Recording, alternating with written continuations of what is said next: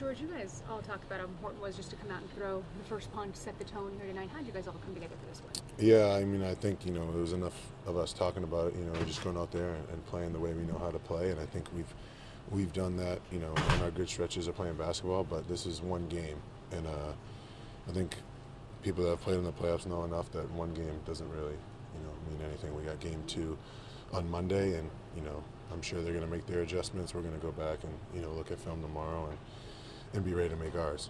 What from game 1 do you think could potentially be sustainable for game 2? I think with how hard, we were playing, I know we didn't do a tremendous job of making shots, but they were there. So continuing to, play at that pace and do what we do and just continue to grind it out and find ways to win. If it was the Magic goal, or maybe just Wagner, to kind of disrupt you with, excessive physicality, do you think that may have backfired on them? It's the playoffs, right? So you expect everything to just be amplified to a whole new level, right? So, whatever they were planning on doing, I was expecting it to be as physical as it was, if not, more physical. I mean, that's just how the playoffs is. It's a battle, I mean, you may have friends out there, but we're not friends. It's a battle. You make the first 5 threes and miss I 19 know. straight. How did you guys weather through that Who drought? the hell put a lid on the rim? Huh?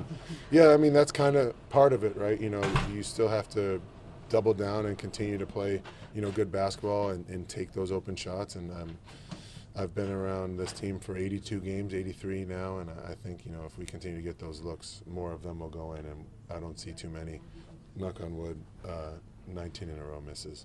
Hey, George, you alluded to this before, but there's that sequence there where Isaac shoves Wagner, you and Fultz have that little thing there.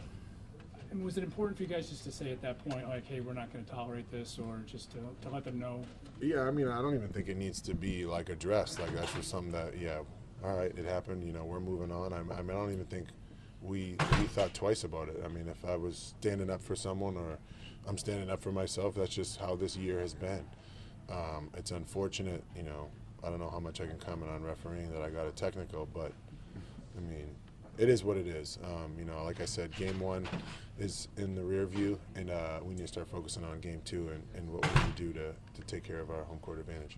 What did you guys find with that group? Third, fourth quarter, you guys went on like 18-2, and after you came in forever. What happened? I think we were doing a good job of playing with pace and slowing them down. And I think when we've done that, we've been pretty successful this year.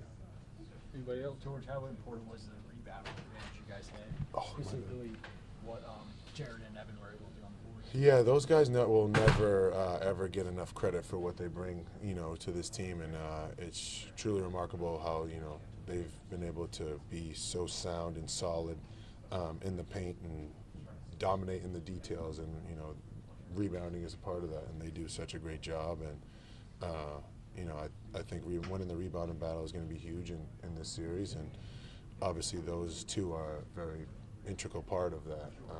That being said, I think all of us kind of got to scrap and get in there. If we're not going to keep our guy off, grab some rebounds. But like I said, the value that those two bring is remarkable.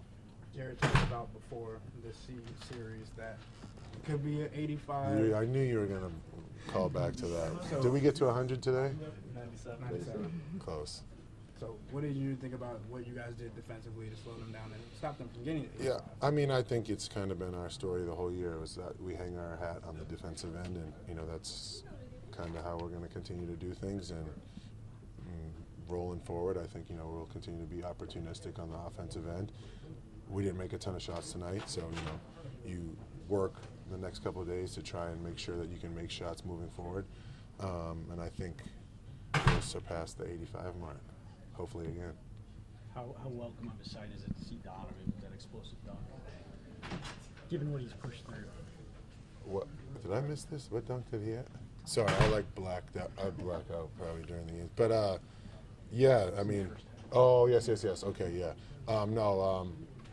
For him to show that he's fully healthy and back. I mean, he's worked tremendously on getting healthy, especially after a little injury that he had. So it's great to see. He's our leader. He's our guy that we depend on, along with the other guys. So it was great to see.